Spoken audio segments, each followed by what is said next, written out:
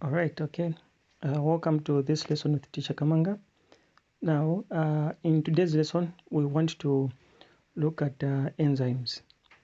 Therefore, we are going to be assisted with this question for us to have a fruitful discussion on the enzyme. So we have this question where we're saying figure 2.0 shows a graph showing the effects of temperature on an enzyme catalyzed reaction.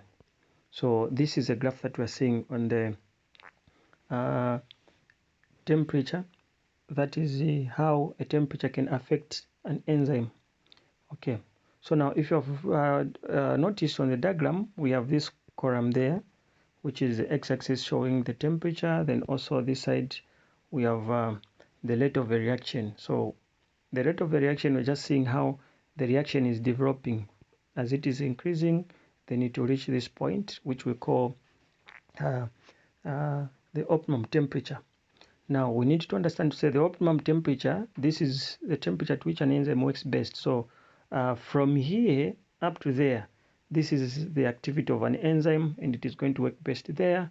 Then when we come seeing it, the graph coming down, it shows that the enzyme is going under what we call denaturation. So meaning that the activity is reducing up to where there the enzyme will stop working at this point. So we're able to see that half of the graph is showing how the enzyme reaction is proceeding, then the other is showing how the inactivation of an enzyme is also proceeding. So we need to understand that. Okay, so now let's try to go through the questions. So our first question is saying, what is an enzyme? What is an enzyme? So in short, we're saying an enzyme is a biological catalyst which is protein in nature and speeds up the metabolic reactions without itself undergoing any change. So we need to understand that that is our definition. So we are saying an enzyme is a biological catalyst which is protein in nature and speeds up metabolic reaction without itself undergoing any change. So that is our definition on this one. Okay, so hope you get it. You can still rewind the video so that you are able to go through the definition and master it. We come to the next one. We're saying, what is the optimum temperature of the enzyme reaction shown in the graph in figure 2.0?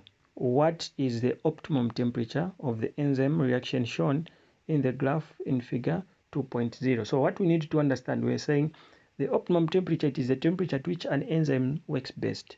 So for us to determine the optimum temperature, we look at the climax of the graph. So the climax of the graph is there, then we just need to come down to where it is dropping. Then where it is dropping there, we'll be able to get what we are calling the optimum temperature, because this column is showing the temperature. So this is where we're going to get the temperature as well. Okay, so now when we follow this broken line nicely, it will reach us there on the line. So when you see on the line, we can still make an estimate. Most when you're in an examination room, you can still use a ruler to be able to determine the value at which this particular broken line is leading to. So that point. So basically that one, for estimation sake, we can maybe say that is 36 degrees Celsius.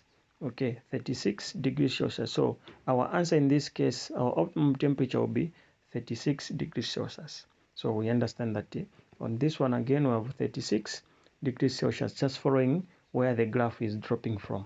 Okay, okay. Let's proceed to the next one. We are saying B.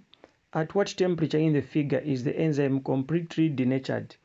At what temperature in the figure is the enzyme completely denatured? So remember I said this showing the denaturation of the enzyme. So where the graph is dropping, reaching the y-axis, that is where the denaturation will be, where it is going to be completely denaturing, because there is no any other process which is taking place.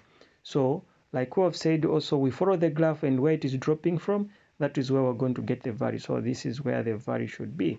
Okay, so as usual, we are going to do an estimation in this case, because I'm using the, my device to be able to estimate. So if you have a question paper, you can still use your meter so that you should be able to get a corrective value from there. So if we're able to see it correctly, nicely where it is dropping from, we can say probably it's 56, or the range between 55 to 50, somewhere 7. So between this range, we're able to notice that that's where the graph is dropping from. So that is the figure that we're going to get. So for precise sake, we're going to get 57. So we have 57, okay, degrees Celsius. At this point, that's where the enzyme is going to become 3 denatured.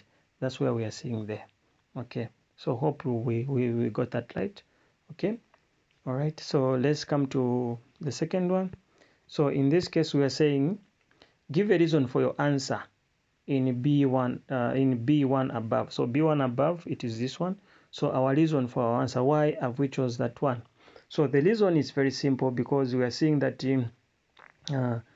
after this there is no any reaction taking place there. So our reason is that there is no any reaction taking place there. That's why we've chosen that one. So there is no any reaction taking place there, because you've seen the graph has dropped and it has come direct to along the x-axis. Okay, so there is no any reaction taking place, or no any product is going to be formed when you look at that.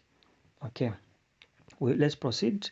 Then we come to C1. We're saying explain why it is important to measure the body temperature when a person is sick. You might be able to wonder to say, every time when you go to the clinic or the hospital, the first thing they are going to do, they will say go and measure the body temperature. Yeah, in this time of coronavirus, we understand that most of the time the emphasis has been made because of the coronavirus. But or even back then, we used to measure the body temperature. The first thing when you go, they'll give you a card where they should be able to indicate temperature and also weight.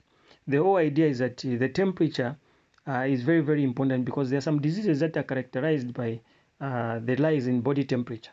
So when measuring the body temperature enables the doctor to analyze and also effectiveness treat the person or the patient in order to be able to cure the disease. So our best answer in this case to say explain why it is important to measure the body temperature when a person is sick. The reason is very simple, because the body temperature is measured to enable a doctor to analyze the effectiveness of the treatment. So that is going to be our reason. The body temperature enables the doctor to analyze the effectiveness of the treatment. Okay, so we understand, because some other diseases, they are characterized with increase in body temperature. So that one will help them to analyze effectively. Okay, so we are done on this one. Let's come to the C2. We're saying propose. So we are saying propose 2 ways the body temperature of a sick person can be brought down to normal.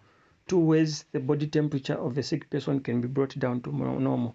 Most of the time, this question, sometimes we can still apply our general understanding, because most of the times, even at home, when a person is sick, there is a rise in body temperature. We know what mothers do. Mostly, they can even put a wet towel so that the body temperature can be brought down. That one still can qualify to be the answer. Okay, so we need to understand. So number one, the body temperature can be brought down if a person has been put on a drip. Then also number two, the body temperature can be brought down drinking a lot of water. So when you drink a lot of water, the body temperature is going to be brought down. Put on a drip, the body temperature is going to be brought down. Okay. Use a wet cloth, the body temperature is also going to be brought down. So we have those varieties of answers where we can answer from. So we need to understand. All right. So this has been Teacher Kamanga with our lesson in biology. So I just urge you to make sure that you find more questions on enzymes so that you go through and you do not forget.